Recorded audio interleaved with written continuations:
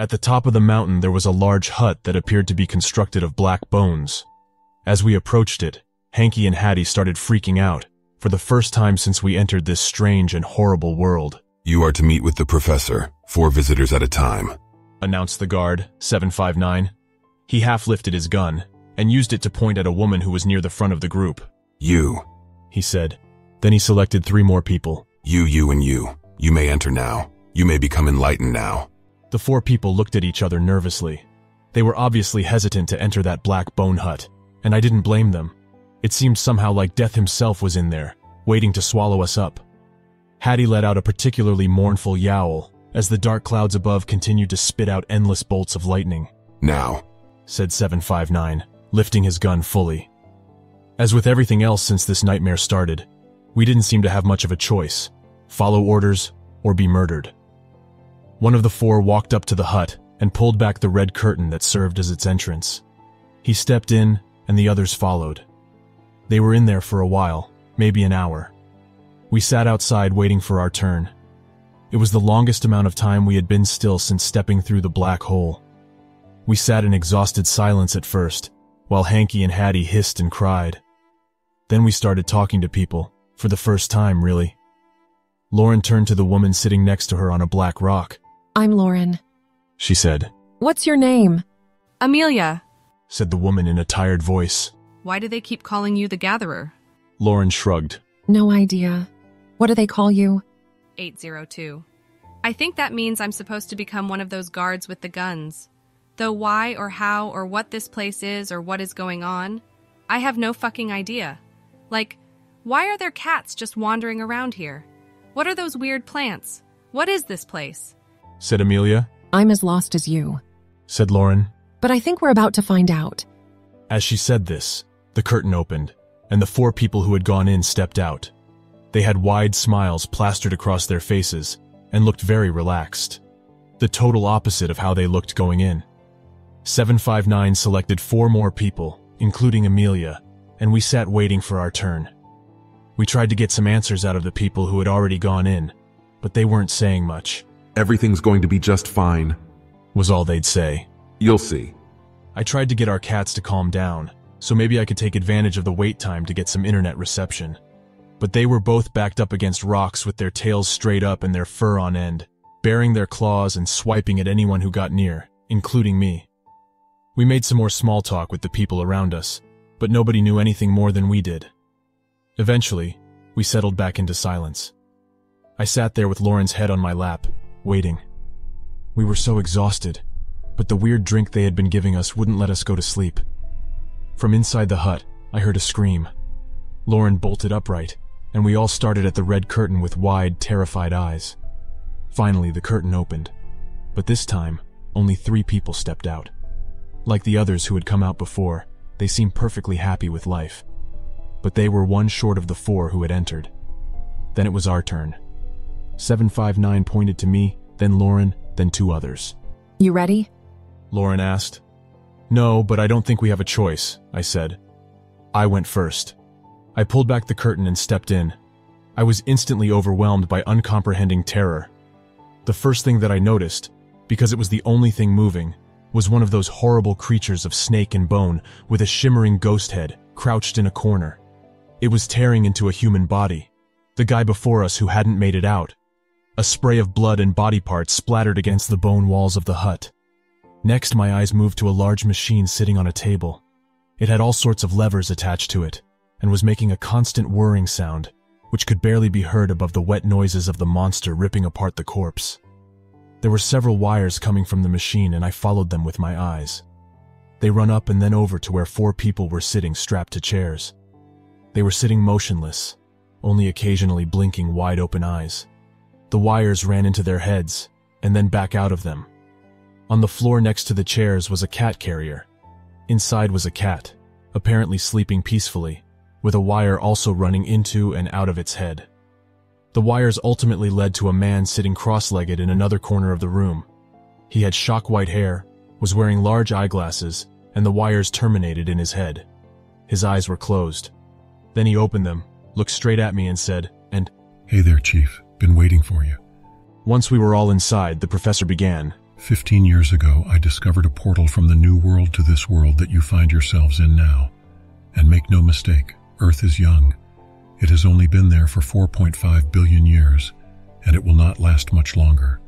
This place, this wonderful place where everything is possible, has been around considerably longer, and will be around for as long as we sustain it and harness its energies. Earth was never really suited for us. We were always destined to destroy it. But this world, it thrives on us, it needs us, and for too long we have neglected it. Even 15 years ago, this world was quite different. It has been dying rapidly. That's why you're here. We are going to save it, and we are going to save all of the people on Earth, or most of them anyway. The professor let out a chuckle and then continued. When I first stepped through the portal, the wormhole, I was overwhelmed by this world's energies. I was transformed instantly, and my mission became clear. I had to save everyone and everything that matters. So I went back to the new world to get started. But I wasn't ready. Everything was still too raw. I couldn't control the new energies inside of me, and things didn't go well. I slaughtered some Harvard students, and my body was riddled with bullets when the police found me. But I didn't die. I just came back here. Upon my return here, I knew that I needed to take my time and devise a plan. That is what I have been working on for the past 15 years, and that is where you all come in. But before I tell you what that plan is, and what you'll each be doing, I want to show you why we're doing this. The professor reached up and pulled one of the wires out of his head. There was a sharp needle attached to the end. Stick this in your head, he said. Each of you. Don't worry, it won't hurt, and will go in easily. And what you'll see next is what this world once was, and will be again with your hard work. None of us in the room were eager to jam a wire into our heads, but I got motivated when I looked back over to the corner where the snake-bone monster was. It had finished its work, and was now standing up over a puddle of blood and pulp, presumably watching us. Okay, I said. I walked up to the professor, took the wire, and jammed it into my head. I felt warmth rush over me, and a mounting feeling of deep peace and even deeper joy. Everything was all right. Everything was always going to be all right forever. I looked around. I was in the middle of a green field. Up ahead was a massive waterfall, with a rainbow appearing in its mist. Then I heard them, children laughing in pure delight. I turned around and saw hundreds of people in the field then, all smiling and playing and holding hands. Behind the people was a grove of trees ripe with bright, colorful fruit. Then I was lifting off the ground, like I was flying, getting higher and higher. I felt someone squeeze my hand and looked over to see Lauren. She was smiling in the sunlight, looking drop-dead gorgeous. We kept rising, and I looked down. I could see the whole world. It was full of beautiful landscapes, and somehow I could see the people there too, although they should have looked like specks of dust. They were all so happy. There was no misery there, no poverty, no starvation, no strife, no murder. Everything was good and easy. Everything was provided for. Everyone loved each other. It was the most beautiful thing I had ever seen or felt. It was perfect in a way that's beyond description. Suddenly I was standing back in the bone hut, staring at the professor. He had pulled the wire out of my head. Pretty good, huh, Chief? He asked. Then he pulled the wires out of Lauren and the two others. We can have that again, said the professor. And we can bring everyone from Earth here, so that they are not stuck on a doomed planet. We can make a new home that will last as long as we sustain it. How? I asked. You are the gardener, said the professor. Those red plants you see every now and then, those are what give this world its energies. We need more of them, and you are going to tend to them. I've never planted anything in my life, I said. I don't know anything about it. Oh, you're underselling yourself, said the professor. Your hands, they're glowing green. You can't see that? No, of course not. You're not ready. But you'll know what to do, and you already have plenty of work to do. By my count, there are already 23 human hearts here to plant. The professor looked over to the corner, where the monster had torn apart the man. Oh, my mistake. 24. Outside, we heard a sudden burst of gunfire.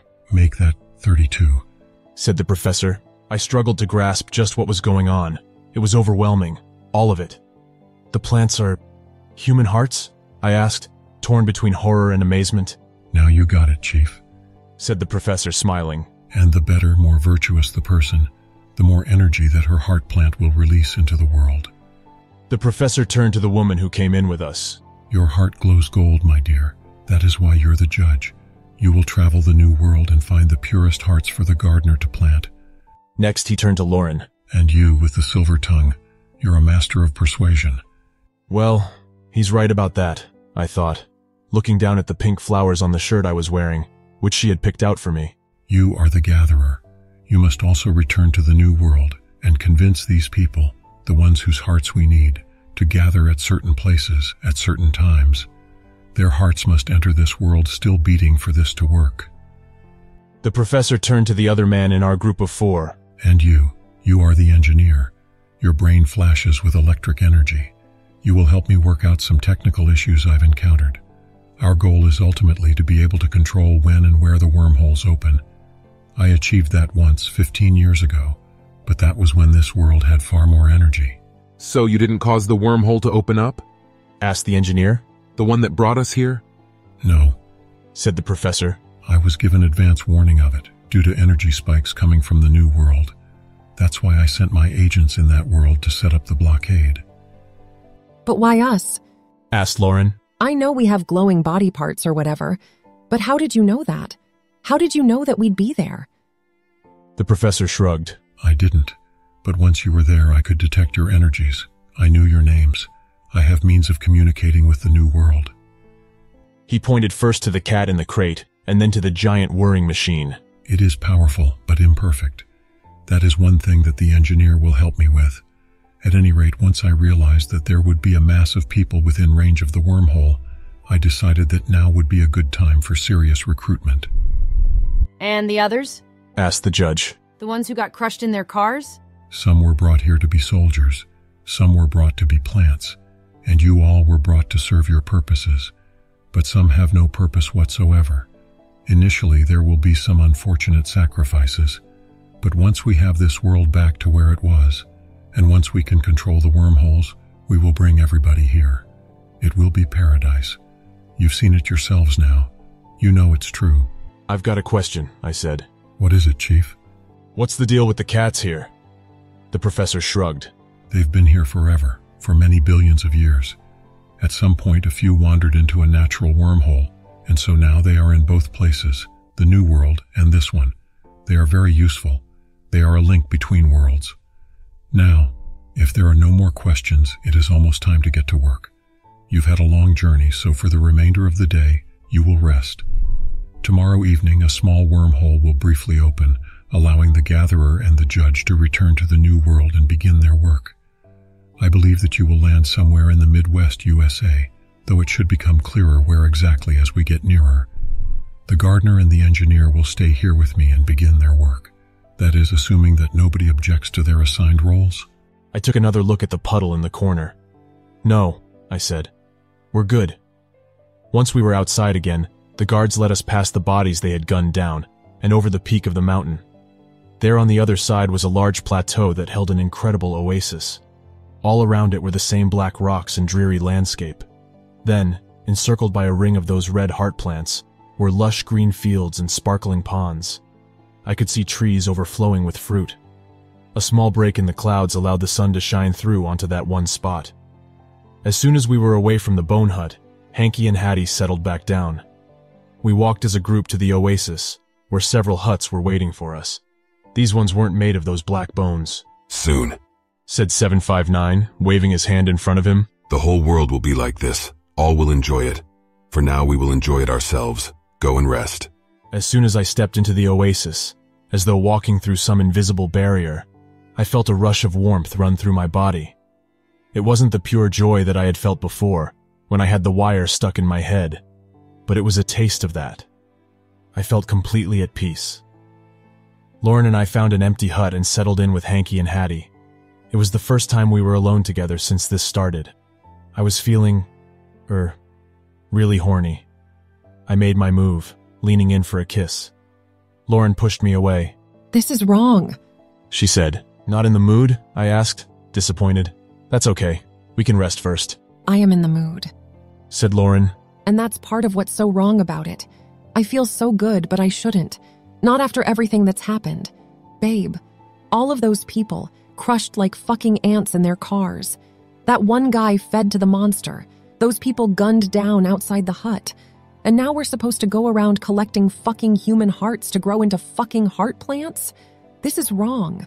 All of this is just so wrong. I felt a twitch of a bad feeling, trying to fight its way into me. But we can bring everyone here. Eventually, I said. I'm not so sure about that, said Lauren. I'm not so sure the professor is telling us the whole truth. Remember the way Hanky and Hattie were freaking out as soon as we got within 50 feet of him? We should take that as a warning. They know things that we don't.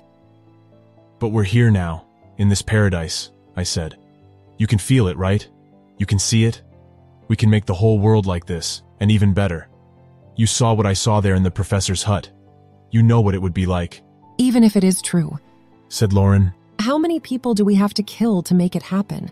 Good people, too. The more virtuous, the better, the professor said. How many heart plants will it take? He never said. 1,000, 1,000,000, 1,000,000,000, all of the time? And how many will get to enjoy this new world, if that's really what will happen? It's wrong. All around. This isn't how things are supposed to be. I know that you can feel it.